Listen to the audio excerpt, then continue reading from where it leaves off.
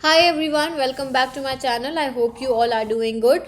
तो बीएचयू के रिगार्डिंग काफ़ी सारे बच्चों को कन्फ्यूजन जा रहा था, परेशानी जा रही थी कि ऐड हुआ है कि नहीं हुआ है।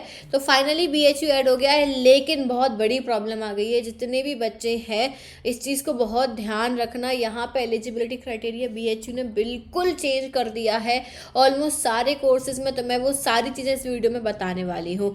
तो अगर आप इस चैनल पर नए हो तो सब्सक्राइब कर लेना, वीडियो को लाइक करना और नोटिफिकेशन बेल आइकन को प्रेस कर लेना। जितने भी अपडेट्स आते हैं सीयूईटी पीजी के रिगार्डिंग वो मैं यहीं पर देती हूँ। तो सब्सक्राइब कर लेना और नोटिफिकेशन बेल आइकन को प्रेस कर लेना। स्पेशली अगर आप फॉरेंसिक साइंस के स्टूडेंट्स हैं और फॉरेंसिक साइंस में जाना चाहते हैं तो ये चैनल आपके लिए बेस्ट है। ओके तो यूनिवर्सिटीज़ की पोर्टल पे जब हम जाएंगे, यहाँ पे एनटीए का पोर्टल खोलो, यूनिवर्सिटी के सेक्शन पे जाओ तो सबसे पहले ऊपर ही आपको दिख रहा है बनारस हिंदू यूनिवर्सिटी ऐड हो चुका है। जैसे ही आप इस पर क्लिक करोगे इनका सारा एलिजिबिलिटी क्राइटेरिया एंड और ओपन हो जाएगा। यहाँ पे ध्यान रखना है। अब यहाँ पे जब आप स्क्रॉल करोगे तो यहाँ पे देखो एमएससी लिखा है, एमएससी इन एग्रीकल्चर। ये बोल रहे हैं कि एलिजिबिलिटी होनी चाहिए आपकी 4 ईयर डिग्री मांगी है इन्होंने। ऐसे ही एमएससी हॉर्टिकल्चर में भी 4 ईयर बैचलर्स डिग्री वाले एलिजिबल हैं। एमबीए वाले जो है यहाँ पे for food and agri business, यहाँ पे भी 4 ईयर बैचलर्स डिग्री है अगर आपके पास, तो ही आप एलिजिबल हो। ऐसे ही मास्टर्स इन टेक्नोलॉजी में भी यही 4 ईयर वाला मांगा है। और आप नीचे ऐसे स्क्रॉल करते आओगे तो आपको एमएससी फॉरेंसिक साइंस भी मिल जाएगा। यहाँ से नॉर्मल है यानी कि बैचलर्स 3 ईयर वाले भी एलिजिबल हैं। 4 ईयर वालों के लिए अलग कोर्सेज हैं, 3 ईयर वालों के लिए अलग कोर्सेज हैं। अभी 3 और 4 ईयर्स जो उन्होंने कर रखी है बैचलर्स 3 ईयर्स की, वो नॉर्मल में अप्लाई करेंगे। जिनकी बैचलर्स 4 ईयर वाली है, ठीक है, उनके लिए अलग यहाँ पे ऑप्शन है। वो जो न्यू एजुकेशन पॉलिसी आई थी उसके अकॉर्डिंग यहाँ पे चेंजेस करे गए और इसी यही कारण हो सकता है कि बीएचयू जो है इतना लेट एंटर किया है यहाँ पे। तो एमएससी देखो यहाँ पे आप बायोस्टेटिस्टिक्स, एनवायरमेंटल साइंस। अब एक चीज़ ध्यान से देखो, यहाँ पे मैं एक चीज़ बताती हूँ। बीएससी बायोटेक्नोलॉजी में देखो क्या एलिजिबिलिटी है। Bachelors in science degree with biotechnology, chemistry, zoology, life science, bioscience, botany at as major subject with minimum aggregate 50%, ठीक है।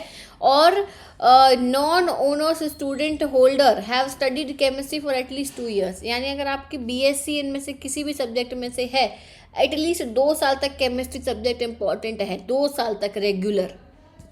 ऐसे ही एमएससी बॉटनी की बात करें अगर हम, तो यहाँ पे भी 2 साल के लिए केमिस्ट्री इंपॉर्टेंट है। देखिए बॉटनी के लिए भी केमिस्ट्री इंपॉर्टेंट है। फिर माइक्रोबायोलॉजी, अप्लाइड माइक्रोबायोलॉजी का ये दिया है एलिजिबिलिटी क्राइटेरिया। मैं ये सब आप लोग पढ़ लेना वेबसाइट को ओपन करके। मैं सीधे फॉरेंसिक साइंस की तरफ आती हूँ कि यहाँ पे उन्होंने क्या मेंशन करा हुआ है। तो ये रहा एमएससी फॉरेंसिक साइंस, जिसमें इसका कोड है SCQP13।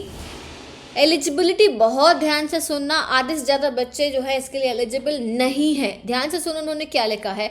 Bachelors degree in any discipline securing minimum aggregate of 50%, 50% marks compulsory है, with botany, zoology, chemistry, physics, mathematics, genetics, microbiology, biochemistry, biotechnology, psychology, computer science, statistics, forensic science, geography, geophysics, geology and anthropology as main subject.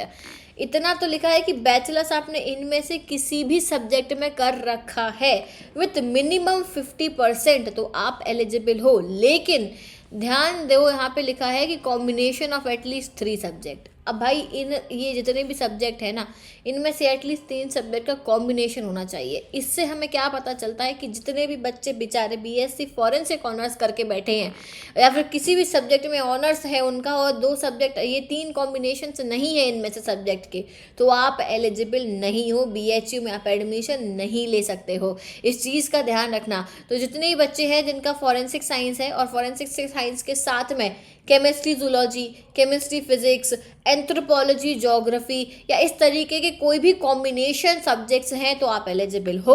Other students are not eligible. तो ये चीज़ आपको ध्यान रखनी है। यहाँ पर ये बहुत बड़ा चेंज आया है बीएचयू में। हम और भी यूनिवर्सिटीज़ चेक कर लेते हैं। ऐसा नहीं है कि इन्होंने ये एलिजिबिलिटी दिया है तो हम किसी और के लिए एलिजिबल नहीं है।